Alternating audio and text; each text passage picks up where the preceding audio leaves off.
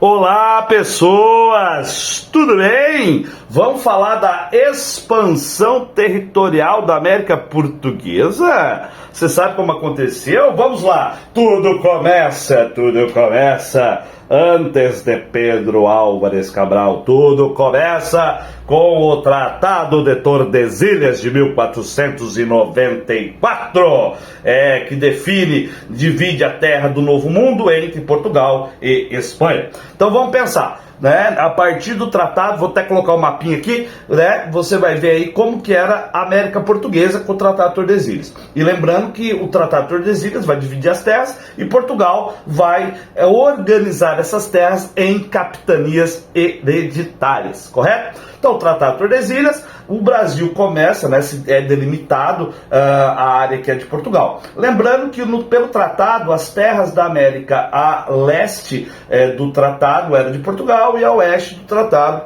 era da Espanha. E era o meridiano, né, uma linha reta imaginária que dividia o território. Muito bem, então vamos lá. Pensaram no Tratado de Tordesilhas? Então pensou, vamos lá, a partir dele, como que se expandiu para o território que mais ou menos nós temos hoje? E aí eu preciso pensar no chamado processo expansionista e os atores desse processo, tá? Principal questão que vai levar ao expansionismo é a questão econômica, tá? É a busca por recursos econômicos. A segunda questão é a questão da religião, que a colonização, além de estar dentro do contexto do mercantilismo, de transferência de riqueza, também tinha um contexto de catequização, certo? Dentro da Contra-Reforma Católica e da expansão do catolicismo, certo? Então nós temos uma questão econômica e uma questão religiosa que vão ser primordiais para a expansão territorial a oeste do Tratado de Tordesilhas, certo? Então vamos lá. Como que se deu essa ocupação do território, tá? Uma coisa, vocês vão ver que eu vou falar muito sertão. E o que é sertão nesse momento? O que se entendia como sertão? Sertão é tudo que não é litoral. Saiu da faixa litorânea, é sertão. Pode ser floresta, pode ser caatinga, pode ser cerrado, é tudo sertão. Não está no litoral? É sertão. Tranquilo? Certo? Então toda vez que eu falar sertão, vocês já pensam que o sertão é isso, é tudo que não é litoral. Muito bem. Então vamos lá. Quais foram os atores dessa expansão territorial? Vamos lá. Primeiro, a gente tem que entender que o Brasil, de 1500 a 1534, mais ou menos, não teve um processo de colonização, né, o período chamado pré-colonial, onde a economia se baseava na extração de pau-brasil, certo? Com isso, não havia muita presença portuguesa, o que fez com que outras nações, né, como Holanda, a própria Espanha, né, a Inglaterra, né, a França, eles quisessem tomar parte desse território para eles, né? Então houve uma necessidade de defender o território, dando início efetivamente à colonização. E aí a gente começa com Martim Afonso de Souza a introdução do açúcar no território brasileiro, certo? E a partir dali a gente começa um processo efetivo de colonização a partir do negócio do açúcar, né? E com isso começa a ter uma transferência e começa a ter um aumento populacional e a presença de colonos, né, aqui na região. Muito bem. Então o açúcar, ele vai se dar no litoral, tá? Então a produção de açúcar é uma produção litorânea. Então você começa a ter que buscar espaços para as outras questões. Então para o açúcar funcionar, tinha que ter a pecuária. E a pecuária vai ser o primeiro grande ator de interiorização do Brasil, porque a pecuária não podia ser feita, inclusive foi proibida pela coroa a criação de gado no litoral, tinha que ser feito no interior,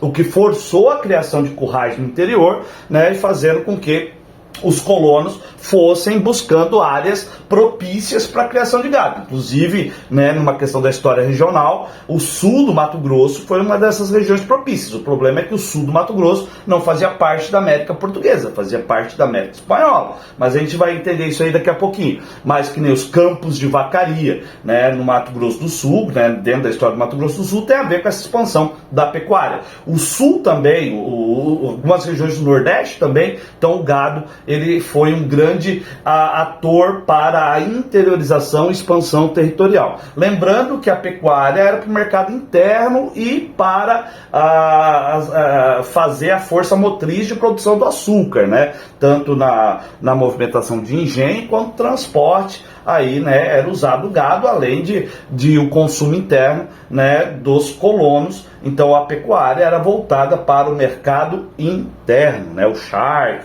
couro e assim por diante. Já o açúcar para o mercado externo, né? Vocês sabem, obviamente, o plantation, né? Muito bem.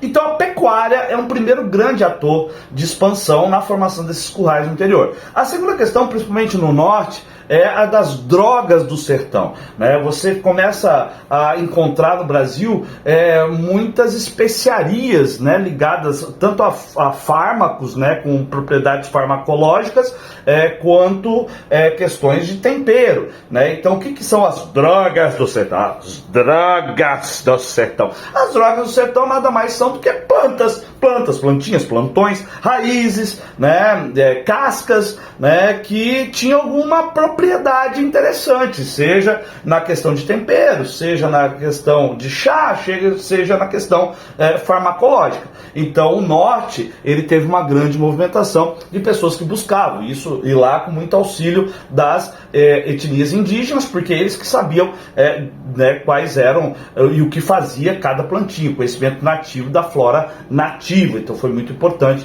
a participação indígena na questão da exploração, do extrativismo das drogas do sertão, principalmente na região norte.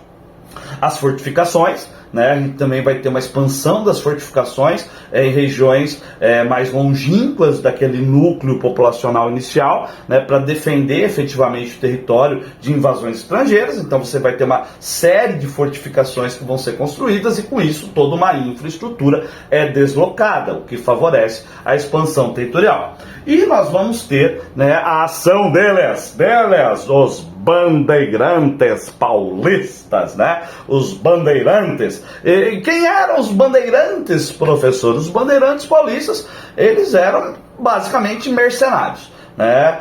São Paulo entrou numa crise econômica muito grande quando começa o negócio do açúcar, ele se desloca para o Nordeste e São Paulo fica meio que sem recurso ali. Então os habitantes nativos ali, que já eram, na maioria, já eram miscigenados, né?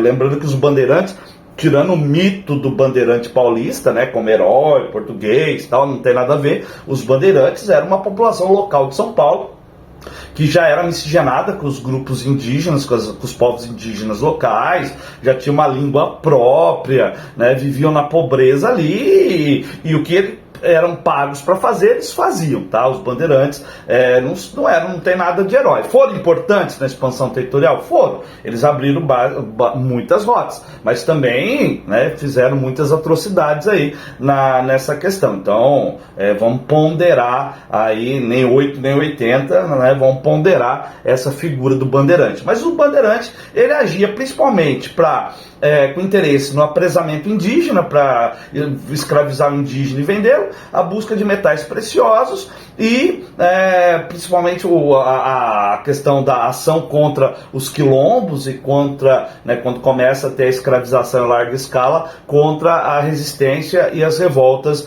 de escravizados, né? Então basicamente os bandeirantes atuavam nessa área.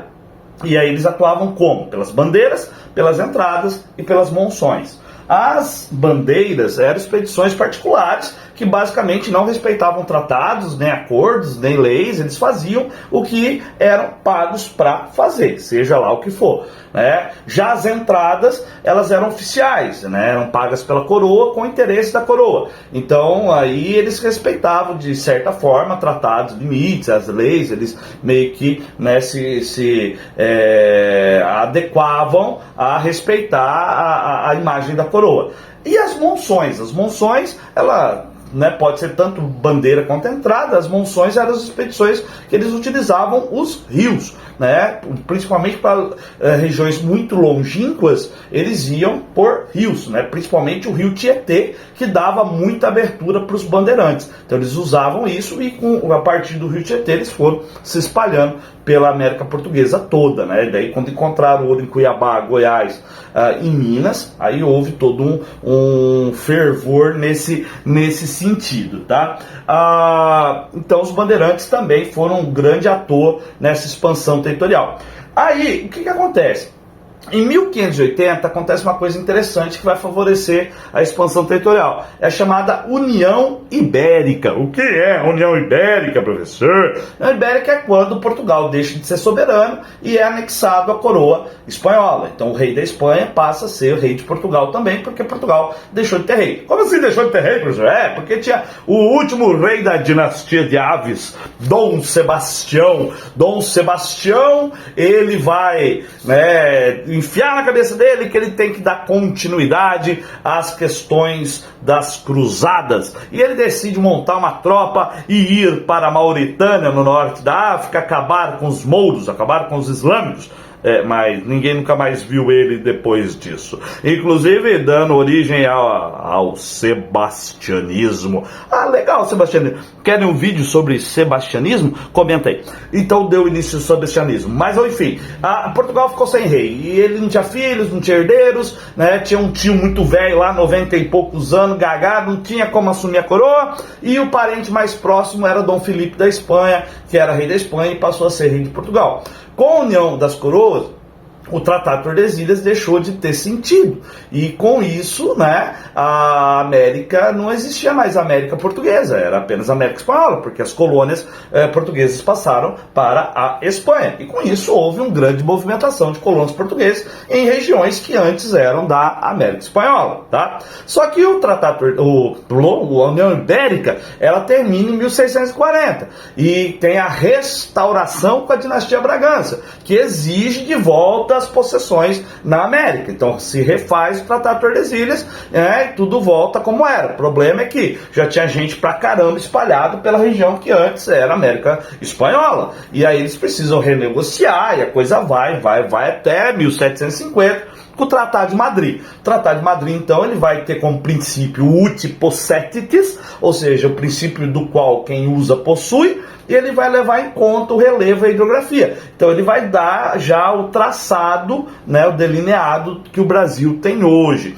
Teve um problema no sul, que inclusive está ligado à Guerra dos 7 Anos, a disputa de franceses, espanhóis e portugueses por territórios, né? Então a gente tem a colônia de Sacramento, que era de Portugal, a gente vai ter o Rio Grande do Sul e a Santa Catarina, que vai ter uma maior presença espanhola, né? Os franceses estavam querendo um pedacinho de chão ali também, e aí precisou reorganizar isso. Então em 1777 vai ter o Tratado de Santo Ildefonso, né? Que troca a colônia de Sacramento pela Ilha de Santa Catarina.